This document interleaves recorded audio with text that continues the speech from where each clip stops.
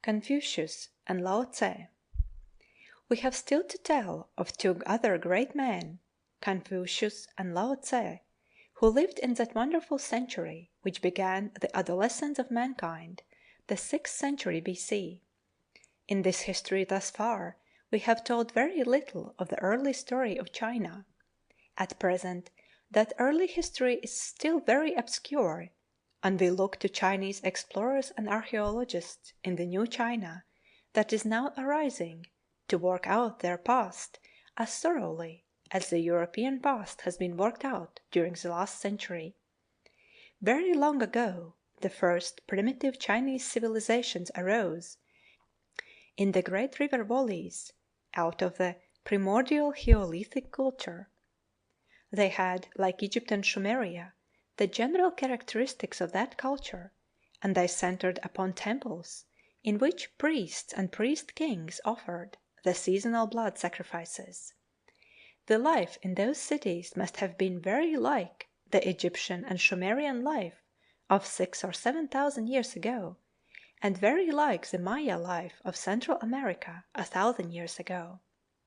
If there were human sacrifices, they had long given way to animal sacrifices before the dawn of history, and a form of picture writing was growing up long before 1,000 years B.C.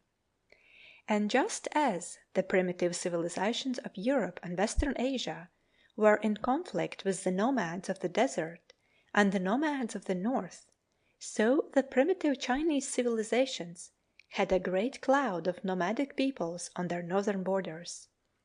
There was a number of tribes akin in language and ways of living, who are spoken of in history in succession as the Huns, the Mongols, the Turks and Tartars. They changed and divided and combined and recombined, just as the Nordic peoples in North Europe and Central Asia changed and varied in name rather than in nature. These Mongolian nomads had horses earlier than the Nordic peoples, and it may be that in the region of the Altai Mountains they made an independent discovery of iron somewhere after 1000 B.C. And just as in the Western case, so ever and again these Eastern nomads would achieve a sort of political unity and become the conquerors and masters and revivers of this or that settled and civilized region. It is quite possible that the earliest civilization of China was not Mongolian at all any more than the earliest civilization of Europe and Western Asia was Nordic or Semitic. It is quite possible that the earliest civilization of China was a brunette civilization, and of a piece with the earliest Egyptian, Sumerian, and Dravidian civilizations, and that when the first recorded history of China began, there had already been conquests and intermixture. At any rate, we find that by 1750 B.C. China was already a vast system of little kingdoms and city-states, all acknowledging a loose allegiance and paying more or less regularly, more or less definite feudal dues to one great priest emperor, the Son of Heaven. The Shang dynasty came to an end in 1125 B.C. A Chou dynasty succeeded Shang and maintained China in a relaxing unity until the days of Ashoka in India and of the Ptolemies in Egypt. Gradually China went to pieces during that long Chou period. Hunnish peoples came down and set up principalities. Local rulers discontinued their tribute and became independent. There was in the 6th century B.C., says one Chinese authority, 5,000 or 6,000 practically independent states in China. It was what the Chinese call in their records an age of confusion. But this age of confusion was compatible with much intellectual activity and with the existence of many local centers of art and civilized living.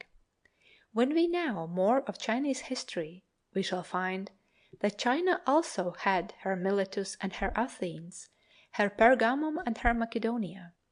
At present we must be vague and brief about this period of Chinese division, simply because our knowledge is not sufficient for us to frame a coherent and consecutive story.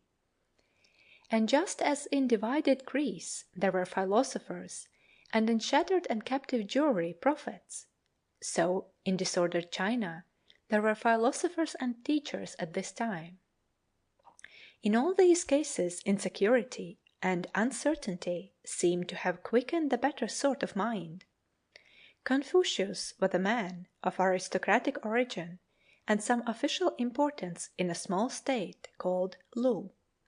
Here, in a very parallel mood to the Greek impulse, he set up a sort of academy for discovering and teaching wisdom. The lawlessness and disorder of China distressed him profoundly. He conceived an ideal of a better government and a better life, and traveled from state to state seeking a prince who would carry out his legislative and educational ideas. He never found his prince. He found a prince, but court intrigues undermined the influence of the teacher, and finally defeated his reforming proposals. It is interesting to note that a century and a half later the Greek philosopher Plato also sought a prince, and was for a time adviser to the tyrant Dionysius, who ruled Syracuse in Sicily. Confucius died a disappointed man. "No intelligent ruler arises to take me as his master," he said, "and my time has come to die." But his teaching had more vitality than he imagined in his declining and hopeless years, and it became a great formative influence with the Chinese people. It became one of what the Chinese call the Three Teachings, the other two being those of Buddha and of Lao Tzu. The gist of the teaching of Confucius was the way of the noble or aristocratic man.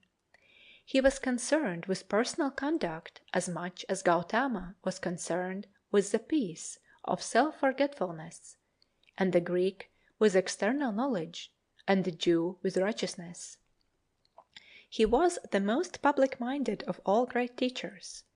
He was supremely concerned by the confusion and miseries of the world, and he wanted to make men noble in order to bring about a noble world. He sought to regulate conduct to an extraordinary extent, to provide sound rules for every occasion in life. A polite, public-spirited gentleman, rather sternly self-disciplined, was the ideal he found already developing in the northern Chinese world, and one to which he gave a permanent form. The teaching of Lao Tzu, who was for a long time in charge of the imperial library of the Chou dynasty, was much more mystical and vague and elusive than that of Confucius.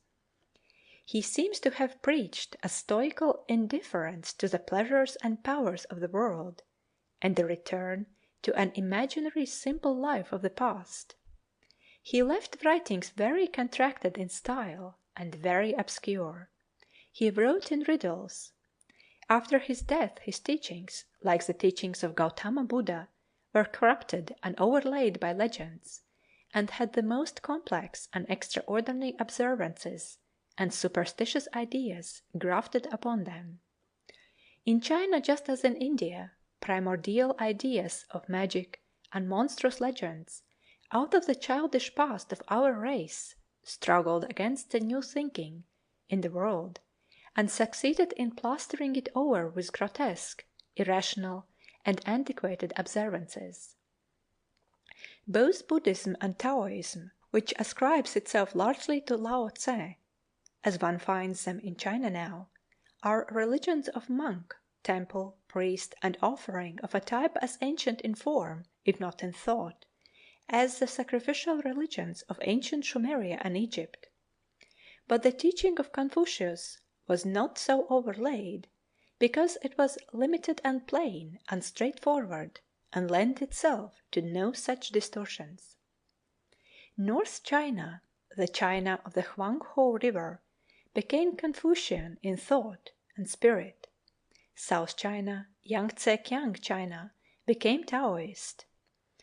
Since those days a conflict has always been traceable in Chinese affairs between these two spirits, the spirit of the North and the spirit of the South, between, in later times, Pekin and Nankin, between the official-minded, upright and conservative North, and the skeptical, artistic, lax and experimental South. The divisions of China of the age of Confucian reached their worst stage in the 6th century B.C. The Chow dynasty was so enfeebled and so discredited that Lao Tze left the unhappy court and retired into private life. Three nominally subordinate powers dominated the situation in those days: Tsis and Tsin, both northern powers, and Chu, which was an aggressive military power in the Yangtze Valley. At last Tsi and Tsin formed an alliance, subdued Chu, and imposed a general treaty of disarmament and peace in China. The power of Tsin became predominant. Finally, about the time of Ashoka in India, the Tsin monarch seized upon the sacrificial vessels of the Chow emperor and took over his sacrificial duties. His son, Shi Huangti, king in 246 B.C., emperor in 220 B.C., is called in the Chinese chronicles the first universal emperor. More fortunate than Alexander, Shi Huangti reigned for 36 years as king and emperor. His energetic reign marks the beginning of a new era of unity and prosperity for the Chinese people. He fought vigorously against the Hunnish invaders from the northern deserts, and he began that immense work, the Great Wall of China, to set a limit to their incursions. End of chapter 30.